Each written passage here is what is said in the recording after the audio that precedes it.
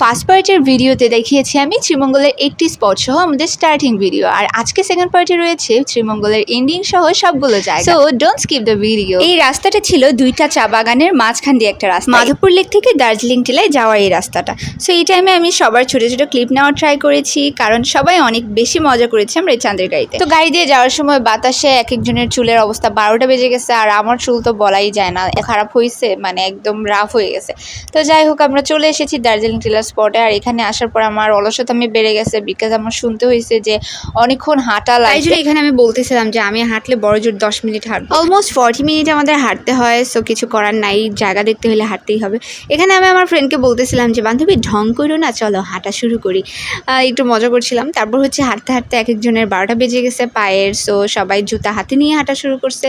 আর হচ্ছে এদিকে সবাই লাফ দিয়ে পার হয়েছে, বাট আমার কাছে এনার্জির কমতি ছিল, এ কারণে আমি আস্তে আস্তে হেঁটে পার হচ্ছিলাম। সো যাই হোক, আমরা চলে এসেছি দার্জিলিং টিলার একদম কাছাকাছি। অ্যান্ড এসে দেখো গাইজ, আমার পা একদম ফুলে গেছে আমি পাহাড়ে উঠতে উঠতে।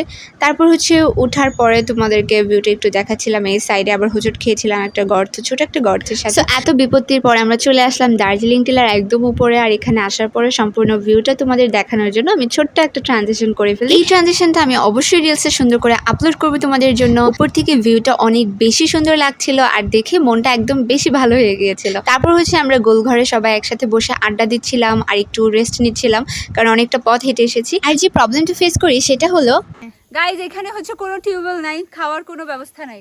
এখানে এসে মানুষ মইরা যাবে। তো আপনারা কিছু একটা করেন। এখানের অধিদপ্তরকে আমি আবেদন করছি বসানোর জন্য। আপনার অ্যাপ্লিকেশন গ্রান্টেড করেছে আমার ছোট ভাই। তো আমরা কিছুক্ষণ মজা করার পরে চলে আসছিলাম দার্জিলিং টিলা থেকে। অ্যান্ড আসার পরে হচ্ছে এই ঠান্ডা আমাদের প্রাণ বাঁচায়। আর ঠান্ডা খেতে খেতে আমরা তো আনারসের সন্ধান পেয়ে যাই। তো আনারস খেতে বসে যাই সবাই একটা একটা করে আনারস হাতে নিয়ে। আর এরকম ফ্রেশ আনারস খেতে রাস্তায় এত বেশি মজা লাগছিল, একদম বলে বোঝানোর মতো না।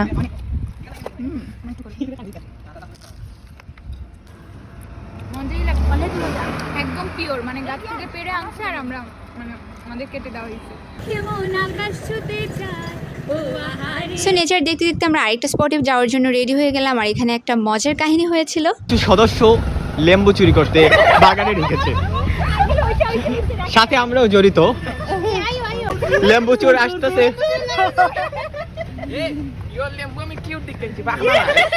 সো এখানে লেবু চুরি করার পরে পাহারাদার কুকুর যেটা ছিল সেটা হচ্ছে তাদের পিছু নিয়েছিল আর অনেক দৌড়াদৌড়ি করতেছিল তাদের ধরার জন্য।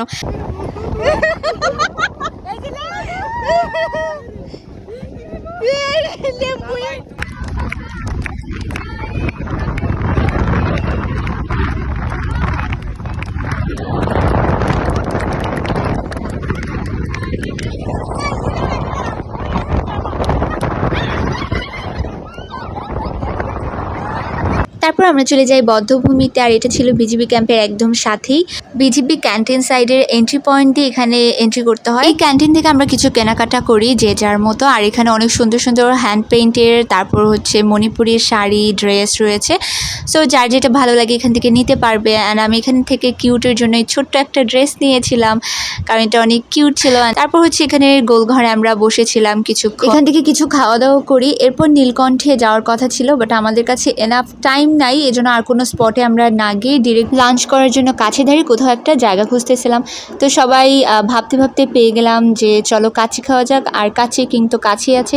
সো যে কথা সেই কাজ, সবাই মিলে চলে গেলাম কাচ্চি কিনে কাচ্চি খেতে। এরপর আমরা সবাই একসাথে বসে আমি মেনুটা চেক করছিলাম যে কোনটা দেওয়া যায়। সবার জন্য বাসমতি কাচ্চি অর্ডার করা হয়। এরপর সবাই কাছে খেতে বসে যায়। আর হচ্ছে আমি ভাবছিলাম যে একটু রিভিউটা দেওয়া যাক খেয়ে, বাট খাওয়ার পর আমার মনে হলো যে আসলে রিভিউ দেওয়ার মতো কিছু নাই, কারণ এত বেশি মজা ছিল না। বলতে গেলে কাচ্চির এত স্বাদ ছিল না এটাতে, নর্মাল বিরিয়ানির মতো। এরপর 30 মিনিট লেট করে আমাদের ট্রেন আসে, আর ট্রেনে উঠে যাই। উঠার পরে এক একজন খুব বেশি টায়ার্ড হয়ে যায়, এজন্য সবাই যে যার মতো ঘুম শুরু করে দিয়েছে। তারপর আমরা হচ্ছে কফি অর্ডার করে ফেলি, কফি চলে আসে। আর কফিটা অনেক বেশি মজাই ছিল। ট্রেনের কফি নাকি, অনেকেই বলে ট্রেনের কফি নাকি এত মজা হয় না, বাট যেটা আমার কাছে পার্সোনালি ভালোই লেগেছে। অলমোস্ট রাত 8টা বেজে যায় আমাদের শ্রীমঙ্গল থেকে সিলেটে আসতে, অ্যান্ড গাড়ি আগে থেকেই চলে এসেছিল স্টেশনে। তারপর আমরা চলে আসছিলাম বাসায়, আর এটাই ছিল আমাদের শ্রীমঙ্গলের পুরো দিনটা। একটা পার্টিতে এত কিছু দেখানো পসিবল ছিল না, তাই জন্য আমি দুটো পার্ট করেছি ব্লগের।